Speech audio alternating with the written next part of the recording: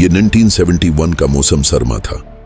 मशरकी पाकिस्तान में गोलियां बरस रही थीं, मगरबी पाकिस्तान में खामोशी थी, लेकिन दिलों में इत्तराब था। रावलपिंडी में अय्यूब खां की कुर्सी पहले ही लर्ज चुकी थी और याया खां की सदारत भी इख्तियार हो चुकी थी। ऐसे में जुल्फ़िकार अली भुट्टो उभरता है, एक ज़ेरक, चरब ज़बान, लेकिन हद से ज्यादा इख्तिदार प्रस्त सियासतदान। मुल्क का मशरकी बाजू कट रहा था, लेकिन भुट्टो साहब का जहाज रंगून से दहली से तेहरान और फिर लाहौर उतरने की तैयारी में था। जब 16 दिसंबर 1971 को ढाका सुकूत का ऐलान हुआ तो कौम सहम गई, लेकिन भुट्टो साहब ने उस दिन भी एक तारीखी जुमला कहा, thank God Pakistan has been saved. हालांकि पाकिस्तान दो टुकड़े हो चुका था और लाखों बंगाली मुसलमान अपने आप को अलग रियासत में देख रहे थे। कुछ दिन बाद भुट्टो इख्तिदार में आए, सदर बने, फिर वजीर आजम बने और इख्तियारात के तमाम मराकिज पर काबिज हो गए। इख्तिदार उन्हें ऐसा रास आया कि जमहूरियत के नाम पर आमरियत का आगाज हो गया। मीडिया पर सेंसरशिप, सहाफियों की कोड़ों की सजाएं, अपोजिशन रहनुमाओं को जेल में डालना, अदलिया को ताबे फरमान बनाना और बलोचिस्तान में नेशनल अवामी पार्टी की हुकूमत तोड़कर फौजी ऑपरेशन कराना, ये सब उनके जमहूरी दौर का हिस्सा बन गए। भुट्टो ने अपने गिर्द खुशामदियों का एक दायरा बना लिया था। वजारत इत्तिलाआत से लेकर रेडियो पाकिस्तान तक सिर्फ एक आवाज गूंजती, जिंदा है भुट्टो, जिंदा है। लेकिन हकीकत में जिंदा रहने की जिदोजहद कर रहा था पाकिस्तान का आईन, अदलिया, सहाफत और अवाम की आवाज। एक तरफ सिंध के देहातों में जागीरदारों को ताकतवर बनाया जा रहा था, दूसरी तरफ लाहौर, फैसलाबाद और कराची के कारखानों से मजदूरों की चीखें निकल रही थीं, जिन्हें कौमियाने के नाम पर बेदखल किया जा रहा था। भुट्टो ने अपोजिशन को कभी हरीफ नहीं बल्कि दुश्मन समझा। नवाबजादा नसराउल्लाह, शाह अहमद नूरानी, मुफ्ती महमूद, प्रोफेसर गफूर अहमद जैसे चोटी के सियासतदानों को बार बार नजरबंद या जेल में डाला गया। बलोचिस्तान में सरदारों को गद्दार करार देकर एक और मुहाज खोला। ये सब कुछ जारी था, लेकिन फिर 1977 आ गया और अवाम के सब्र का पैमाना लबरीज होने लगा। मुल्क एक बड़े सियासी धमाके की तरफ बढ़ रहा था और ये धमाका होगा मार्च 1977 के इंतखाबात में। मार्च 1977 का सूरज लाहौर की माल रोड पर एक नई फिजा लेकर तलू हुआ था। सड़कों पर कारखाने बंद थे, दीवारों पर नए नारे थे और दिलों में एक सवाल, क्या वाकई भुट्टो अब भी मकबूल हैं? पाकिस्तान कौमी इत्तेहाद PNA की 11 जमातें एक प्लेटफार्म पर इकट्ठी हो चुकी थीं। इस्लाम, इंसाफ और इंतखाबी शफाफियत उनका मंशूर था।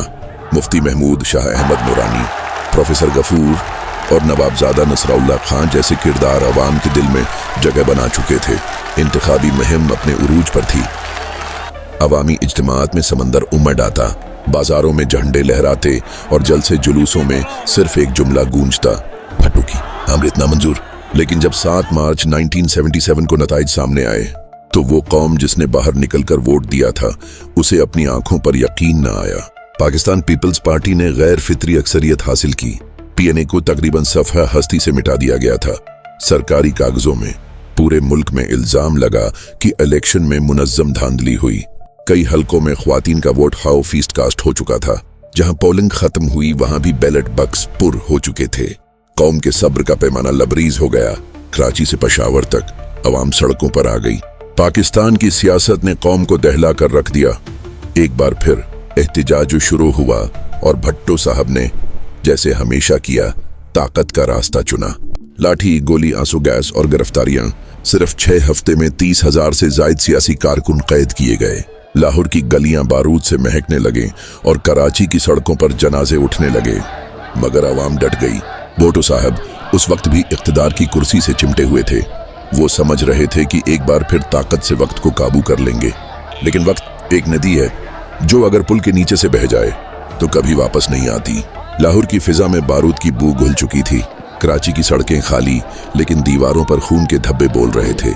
अखबारात की सुर्खियां इंतिशार कहकर गुजर जाती थीं, मगर गली मोहल्लों में लोग उसे इनकलाब कहते थे। भुट्टो हुकूमत मुसलसल दावा कर रही थी, जमहूरियत खतरे में है और अपोजिशन बिरूनी एजेंडे पर है, लेकिन हकीकत उसके बरक्स थी। पाकिस्तान कौमी इत्तेहाद PNA वाले हर गली, हर शहर में एहतिजाज कर रहे थे। परचम लिए, कुरान उठाए और सिर्फ एक मुतालिबा लिए, साफ और शफाफ इंतखाबात। भुट्टो ने दबाव के तहत मुज़ाकरात पर आमादगी जाहिर की। जुलाई के अवाइल तक मुज़ाकरात का सिलसिला जारी रहा। कभी वजीरी, दाखिला गुलाम मुस्तफ़ा खरपेश पेश होते, कभी जुल्फ़कार अली भुट्टो खुद, और एक मौका ऐसा भी आया कि अफवाह गर्दिश करने लगी कि मुआहदा तकरीबन तय पा चुका था, सिर्फ दस्तखत बाकी थे। लेकिन ये वो लम्हा था जहां सियासी तारीख का धोखा छुपा हुआ था। भुट्टो ने एक तरफ मुज़ाकरात जारी रखे और दूसरी तरफ कुछ जर्नीलों को ज़ाती और इनफरादी हैसियत में फ़ोन करके कहा कि मेरी तमाम तौक़ात और भरोसा आप पर है। इसको जवाब मिला कि जनाब वज़ीर आज़म में अपने चीफ ऑफ आर्मी स्टाफ के तहत आपका हर हुक्म बजा लाने के लिए तैयार और पाबंद हूँ। इसके बाद भुट्टो को महसूस हुआ कि कोई भी जर्नील फौज के मुसल्हा उसूलों के बराकस चलने और जनरल डायर बनने को तैयार नहीं था। ये वो रातें थीं जब GHQ के फ़ोन बजते थे और ऐवान सदर के दरवाजे देर तक खुले रहते थे। उधर PNA समझ रहा था कि शफाफ इलेक्शन की तारीख तय हो चुकी है। इधर भुट्टो नए ऑपरेशन कलीन अब की फहरिस्तें तैयार करवा रहे थे। उन्होंने कहा था, I will not let these mullahs take over Pakistan। मैं उन मुल्लाओं को पाकिस्तान पर कब्जा नहीं करने दूंगा। इसी दौरान पाकिस्तान आर्मी के अंदर एक खामोश इत्तराब फैल रहा था। गलियों में खून, बाजारों में बेचैनी और अफसरान के बच्चों तक को यह खतरा महसूस होने लगा था कि मुल्क खाना जंगी की तरफ बढ़ रहा है। Chief of army staff lieutenant general Mohammad Zia ul Haq हर लम्हा सब कुछ देख रहे थे, लेकिन खामोश थे। वो मुदाखलत नहीं करना चाहते थे। लेकिन जब भुट्टो ने 1 जुलाई को ये अंदिया दिया कि अब PNA को कुचला जाएगा, तो जिया उल हक ने सिर्फ एक जुमला अपने साथी जनरल से कहा, If the political leadership cannot resolve it, we will have to save Pakistan। और फिर वो दिन आया जब रात खामोश थी, लेकिन ऐवान सदर में कदमों की चाप सुनाई देने लगी। 5 जुलाई 1977 की रात तारीख में हमेशा के लिए महफूज हो गई।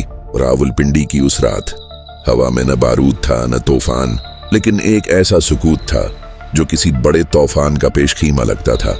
4 जुलाई 1977 की रात थी। सदर जनरल मोहम्मद दिया उल हक के घर की लाइटें मामूल के मुताबिक बुझी हुई थीं। घर में सिर्फ 2 अफराद जाग रहे थे, कैप्टन पीर मोहम्मद जो बरसों से उनके साथ बतूर बाएतमाद खिदमत गुजार थे, और डॉक्टर अनवार उल हक सदर जिया उल हक के छोटे बेटे जो अपने कमरे में बैठे मुताले में मसरूफ थे। अचानक दरवाजा खुला। जनरल दिया उल हक अंदर दाखिल हुए, फौजी वर्दी में, कमर पर बेल्ट और चेहरे पर गहरी संजीदगी। अनवार उल हक ने चौंक कर पूछा, अबू आपने वर्दी क्यों पहन रखी है इस वक्त? जनरल ने पल भर रुककर मुस्कुराकर बेटे की तरफ देखा। बस एक मामूली सी मशक है, तुम सुकून से सो जाना। ये वो जुमला था जिसमें एक बाप की मोहब्बत भी छुपी थी और एक सिपा सालार की तारीख साज खामोशी भी। फिर उन्होंने कैप्टन पीर मोहम्मद को बुलाया, आहिस्ता से कहा, रात भर अगर किसी का फोन आए और मेरा पूछे तो कह देना कि साहब किसी शादी की तकरीब में गए हैं।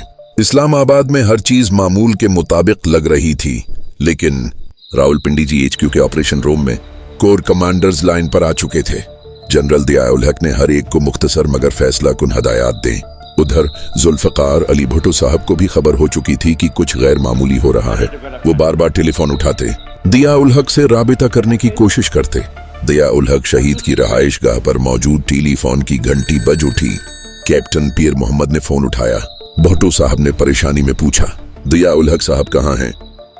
पीर मोहम्मद ने तसल्ली से जवाब दिया, जनरल साहिब तो किसी शादी की तकरीब में चले गए हैं। ये वो लम्हा था जब भुट्टो साहब को अंदाजा हो गया कि जमीन उनके कदमों से खिसक चुकी है।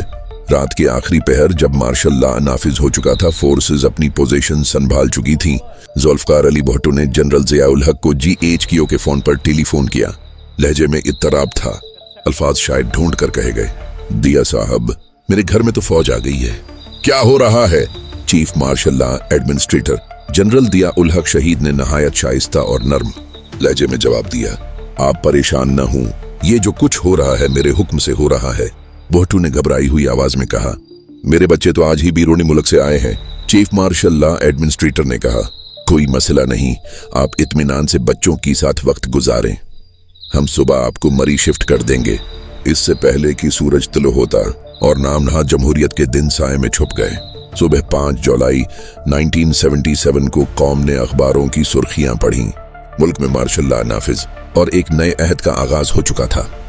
ये महज एक फौजी कार्रवाई नहीं थी, ये तारीख का वो मोड़ था जहां एक कौम को दोबारा डगर पर लाने की कोशिश की गई। आपने खबरों में सुन लिया होगा कि अफवाज पाकिस्तान ने मुल्क का नज़्म-ओ-नस्क संभाल लिया है असाकर पाकिस्तान के लिए मुल्की निज़ाम संभालना कोई मुस्तहसन इक़दाम नहीं, क्योंकि अफवाज पाकिस्तान दिल से चाहती है कि मुल्क की बागडोर अवाम के हाथों में रहे, जो सही तौर पर उसके हकदार हैं। अवाम अपना हक अपने मुंतखब नुमाइंदों के ज़रिए इस्तेमाल करते हैं, जिसके लिए हर जमहूरी मुल्क में वक्तन फ़वक्तन इंतखाबात होते रहते हैं। हमारे मुल्क में भी गुज़श्ता 7 मार्च को इंतखाबात हुए, जिसके नतीजा को एक फरीक ने कबूल करने से इनकार कर दिया। इंतखाबात में धांधली के इल्ज़ाम ने जल्द ही दोबारा इंतखाबात के मुतालबे की शक्ल इख्तियार कर ली।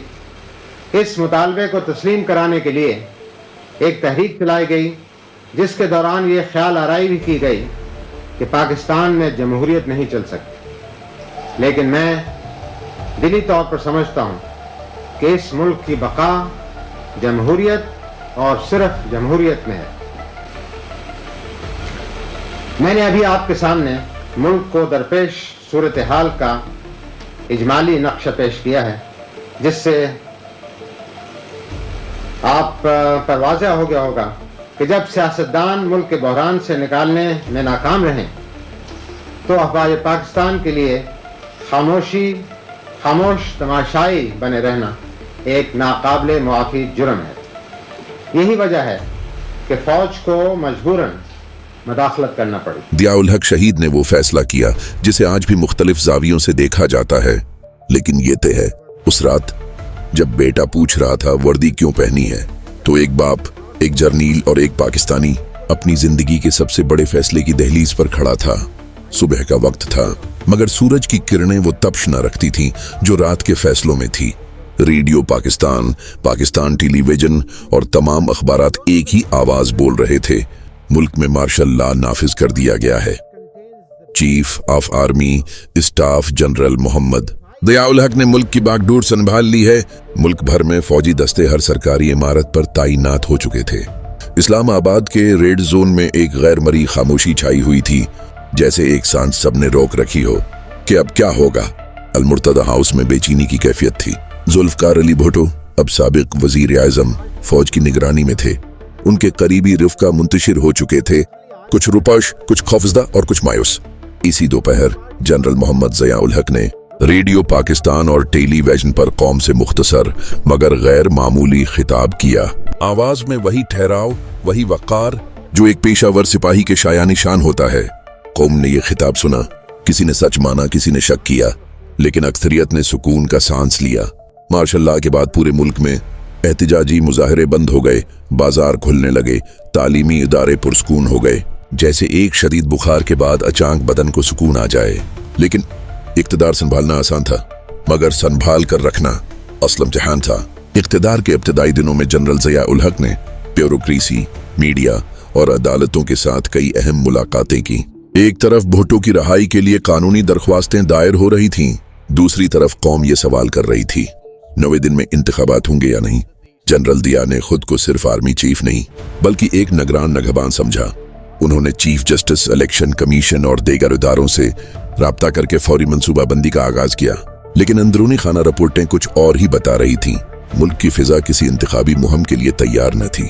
पीएनए और पीपल्स पार्टी दोनों ही स्टेज पर वापस आने के लिए बेचैन थे, लेकिन तसादुम अभी टला न था, सिर्फ दब गया था। इसी दौरान कुछ नए इंकशाफात, दस्तावेजात और भुट्टो दौर के अंदरूनी स्कैंडल्स फौज के इल्म में आ रहे थे, जो बाद में बहुत से फैसलों की बुनियाद बने।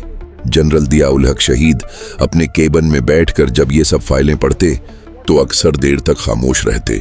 ये वो दिन थे जब कौम ने एक सिपाही पर इत्मीनान किया और सियासत ने एक अहद के लिए राह बदली। लेकिन ये तो सिर्फ आगाज था, असल इम्तिहान अभी बाकी था। अदालत, भुट्टो का मुकदमा, आलमी दबाव और वो फैसला जिसने हमेशा के लिए पाकिस्तान की तारीख बदल दी। 1977 का मौसम गर्मा मार्शल लॉ को लगे चंद दिन ही हुए थे। जनरल मोहम्मद ज़ियाउल हक शहीद ने इक़्तिदार संभालते ही ऐलान किया था, मैं सियासतदान नहीं हूं, हम 90 दिन में इंतखाबात करवाएंगे और इक़्तिदार आवाम के मुंतखब नुमाइंदों को सुपुर्द कर देंगे। पूरे मुल्क में एक सनसनी, एक उम्मीद की लहर दौड़ गई। लोग समझने लगे कि ये एक आर्जी मुदाखलत है जो जल्द खत्म हो जाएगी। लेकिन जैसे जैसे दिन गुजरते गए सूरत हाल सादा न रही। वही सियासतदान जिनके दरमियान जनरल जिया उल हक शहीद ने सालसी की कोशिश की थी, अब एक दूसरे पर इल्जामात लगा रहे थे। सियासी जमातों ने इंतखाबात का बाइकाट शुरू कर दिया। पीपल्स पार्टी ने कहा, यह गैर जमहूरी हुकूमत है, हम इसमें हिस्सा नहीं लेंगे। पाकिस्तान नेशनल अलायंस PNA के कई धड़े टूटने लगे। कुछ इंतखाबात के हक में थे, कुछ मुखालफत में। इलेक्शन कमीशन की साख पर सवाल उठने लगे। हर तरफ गैर यकीनी का आलम था। अमीन व अमान की सूरत हाल भी दिन ब दिन बिगड़ने लगी। एक अहम लम्हा आया। जनरल जिया उल हक शहीद ने कोर कमांडर्स कॉन्फ्रेंस बुलाई, जिसमें मुल्क की सियासी सूरत हाल, अमन व अमान और आइंदा के लायहा अमल पर गौर किया गया। General Fazal Haq, general Iqbal, general Chishti, general Rahim सब मौजूद थे। एक ही सवाल जेर बहस रहा, क्या ऐसे बिखरे तकसीम शुदा माहौल में इंतखाबात मुमकिन हैं? जवाब वाज़ेह था, नहीं। सदर जिया उल हक शहीद ने कौम से खिताब किया। इनके अल्फाज आज भी तारीखी हैसियत रखते हैं। इंतखाबात मेरे ज़मीर पर कर्ज हैं, मगर मैं इक़्तिदार एक ऐसी क़ियादत को नहीं दे सकता जो मुल्क को दोबारा अफरातफरी में झोंक दे। हम पहले इदारों को मजबूत करेंगे, इस्लाहात नाफिज करेंगे, फिर अवाम को बाइख्तियार बनाएंगे। कुछ इस्लाहात फौरन नाफिज की गईं। एहतिसाब ब्यूरो का क़ियाम अमल में आया। सऊद पर मबनी बिनकिंग निज़ाम के खिलाफ इक़दामात किए गए। ज़िकात व उशर का निज़ाम लाया गया। तालीम में इस्लामी इक़दार को शामिल किया गया। एक नई सिमत का तयन होने लगा था, जिसमें रियासत मजहब, इक़दार और शफाफियत की बुनियाद पर खड़ी की जा रही थी। मगर इन फैसलों पर तनकीद भी हुई। कुछ ने कहा, ये इक़्तिदार की तोसी है, लेकिन जनरल जिया शहीद हर कदम पर यही कहते, हम तारीख का बोझ उठा रहे हैं ताकि कल कोई ये न कहे कि हमने इक़्तिदार सियासतदानों को वापस देकर मुल्क बर्बाद किया। इसी दौरान आलमी दुनिया ने भी पाकिस्तान पर दबाव बढ़ाया। अमेरिका, अक़वाम मुत्तहिदा, यूरोपीय मुमालिक कहते जमहूरियत की बहाली होनी चाहिए, मगर सदर जिया उल हक शहीद का जवाब नर्म मगर दोटॉक होता। जमहूरियत इस वक्त तक कामयाब नहीं हो सकती जब तक लोग इसे ज़ाती इंतकाम का जरिया समझते रहें। मैं कौम को नापुख्ता सियासतदानों के हाथ में नहीं दे सकता। इसी दौरान अफगान जहाद का आगाज हुआ। रूस अफगानिस्तान में दाखिल हो चुका था और पाकिस्तान एक स्ट्रेटेजिक फ्रंट लाइन स्टेट बन गया। अब दुनिया ने जिया उल हक को नई निगाह से देखना शुरू कर दिया। वो न सिर्फ पाकिस्तान का सदर है, बल्कि आलमी स्टेज पर एक अहम किरदार बन चुका है।